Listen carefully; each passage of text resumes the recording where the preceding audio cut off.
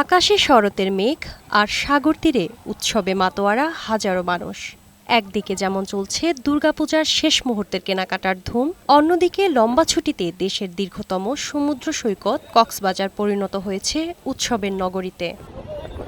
সৈকত থেকে শুরু করে শহরের অলিগলি, বার্মিজ মার্কেট, হোটেলের লবি সবখানেই এখন উচ্ছ্বাসের ঢেউ।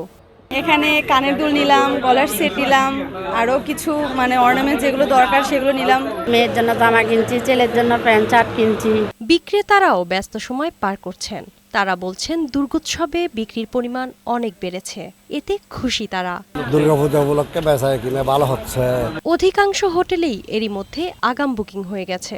কয়েক লাখ পর্যটকের আগমনে ভালো বাণিজ্যের আশা করছেন স্থানীয় ব্যবসায়ীরা। তৃতীয় শ্রেণীর কিছু হোটেলে এখনো পর্যটক আসা বাকি আছে। যেগুলি বড় হোটেল সেগুলিতে 50% ডিসকাউন্টে অনলাইনে প্রায় বুকিং হয়ে গেছে। এদিকে পর্যটকদের আগমন ঘিরে কক্সবাজারে নেওয়া হয়েছে কঠোর নিরাপত্তা ব্যবস্থা। আমাদের টহল টিম বানানো হয়েছে, আমাদের স্পেশাল টিম কাজ করবে, একদম নিশ্চিত নিরাপত্তার বলয়ে ঢাকা থাকবে। শারমিন রিমি, বৈশাখী সংবাদ।